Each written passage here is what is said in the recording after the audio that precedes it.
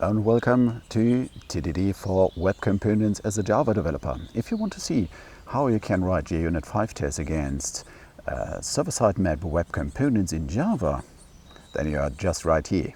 Stay tuned.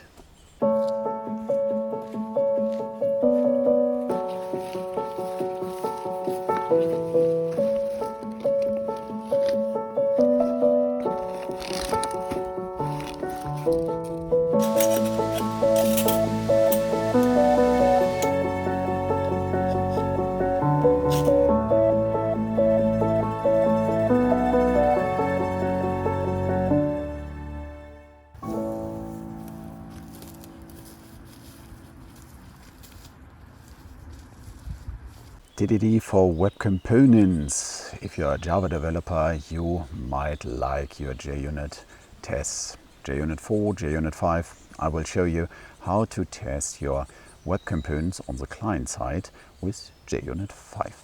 There is a previous part that will explain you how to connect with Java to client-side Web Components. So if you're interested in this and you haven't seen it so far, please check out my previous video about Web Components for Java developers. Testing Web Components means that you have a quite complex stack. If you want to test Web Components on the Java side, then you want to have access to JUnit 5 or your tooling you like. How to do this one? If you are able to map Web Components on the Java side, as we saw before, how this is done, then you have already a class that you can use inside your JUnit 5 test. But is this everything you want to do? If you're just connecting with JUnit 5 to a Java class and then you are just ignoring that there's a whole stack behind, for example the whole web stack, then you can test, for example, the logic inside the Java class, but you are missing the browser stack, the whole stack there at this one. So what do you need if you want to test web apps? First of all, you need a ramped up web app where all this stuff is running, so that you have this servlet container or your web app, whatever is running there. Then you need a browser, because with a browser you have to consume these pages. And then there is a de facto standard called Selenium, and with Selenium you can start a robot that is just invoking the actions you want to have. For example, clicking on a button, open combo box, whatever. And the last thing what you need is a test definition. So what you want to have is a workflow that is tested again and again. For example, go to the first text field, write the name, go to the text field that's called password, type in the password, click in the login button, click the login button. And then you want to check if you have a valid login, if this should happen, or if this is an access denied, if you want to access, test this one. So it means it really depends on the stuff you want to have, what's the result, but you want to have access to the result itself. So if you're a Java developer, you want to do all this stuff in Java. And how to do this one? There is a free available tool called Caribou DSL. It's a builder, or it's mapping for Vardin Flow, and there is a testing library as well. But this testing approach will just test the Java stack, and this is not enough.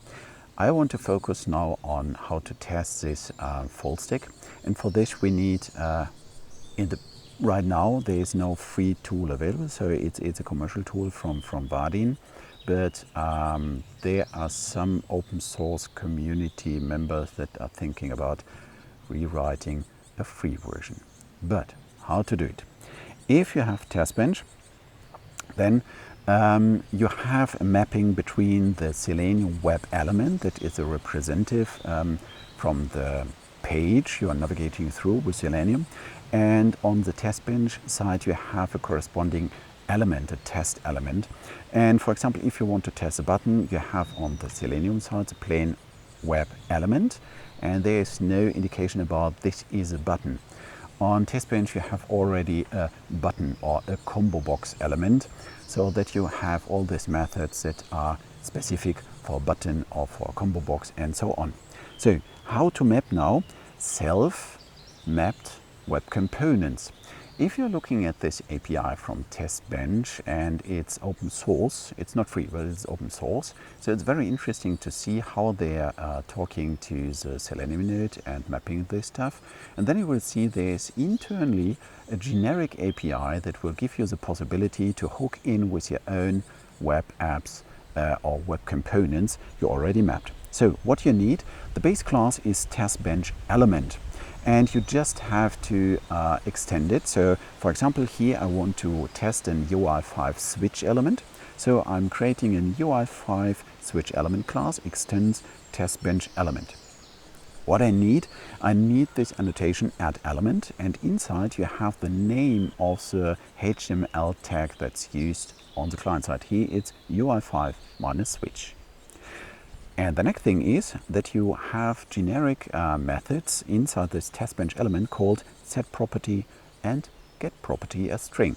And here what you can do is you can just use the definitions from your web component you have already and setting dedicated attributes, for example, color scheme or whatever. That's it. So with this you can set on the Java side a value that will be transformed to Selenium, will be invoked on the client side, and you will get back the generic result. So what should you do now? This mapping is quite easy. You have to deal a little bit with serialization, but the next step would be just to activate a workflow so that you're ramping up a full JUnit 5 test. So here what you can do is you can just using JUnit 5 extensions to ramp up a servlet container, to ramp up a WebDriver, or you can do it via test containers, whatever you want, and creating a tag that you can use as an extension at your test class. Here in this example, I'm just have some extension written, servlet container extension, WebDriver, and WebDriver param resolver, just to have some possibilities to get the information and this WebDriver and all this stuff. And then you have just a UI5 test with the annotation at Vardin test, Vardin tutorial UI5 test, whatever the name of this annotation is. So how to write a test with this one? So the first one is just how to ramp up the whole ecosystem, the servlet container, this WebDriver stuff, and so on. If you are interested here in this one, I have a dedicated tutorial about JUnit 5 custom test engines.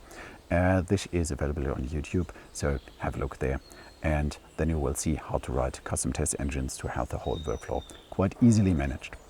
The next thing is that you just have to think about how to get, for example, this WebDriver and how to address this element. So this is just core technology that you're doing always. So, I have some dedicated detailed information about this one in the internet, but the main thing is if you want to have now access to the elements of this dedicated element you're mapping with TestBench element, what you're doing is you are grabbing this test element, or here it's this UI5 switch element, and then you can just invoke the getter and the setter you wrote to have access to these attributes and properties. Or what you can do is you can have access with get element to the complex child element that is added, and then just reading attributes and writing asserts. That's it. So in the end, it's really, really easy to write JUnit 5 tests against self-mapped web components. And having this in mind will open a door for you that you now can map on one side the web components to the Java world. Then you have the full stack that you can use on the Java world, the full convenience to write this one, including server-side state and the communication and all this stuff. But on the other side with TestBench, or have an eye on some open source toolings that are around, that will give you free choices or some other toolings. You have the possibility to go over Selenium to map these attributes back over this generic way. How this is done is shown inside TestBench. I have an example where I'm using this stuff It's vardin-developer/SAP UI5 for Flow. The link I will show you here in my slides, and there you can see how this is done, the mapping and the whole stuff. So what is the complex part testing web apps? The complex part is for sure the life cycle itself, how to ramp up the servlet container, how to connect all this stuff, how to manage the zoo of Selenoid, for example, is a very good tool to manage Selenium nodes. And then you have just to make sure that this lifecycle is good managed. But writing a test against this web component is just a regular JUnit 5 test. Again, have a look at my talk about JUnit 5 custom test engines. It's available on YouTube. And then I will explain how to deal with the lifecycle of this stuff. And otherwise, what you can do if you want to start with this one, because if you're dealing with tests and with test stack, it would be nice that you have a combined repository manager, for example, Artifactory. Just starts a free tier. I have a YouTube video on this, how to start a free tier, and then you can use all this stuff. Because if you're dealing with web components, you have the Maven stack, as you know, and you have the NPM stack. Just don't forget it. This is a complete different beast of technology.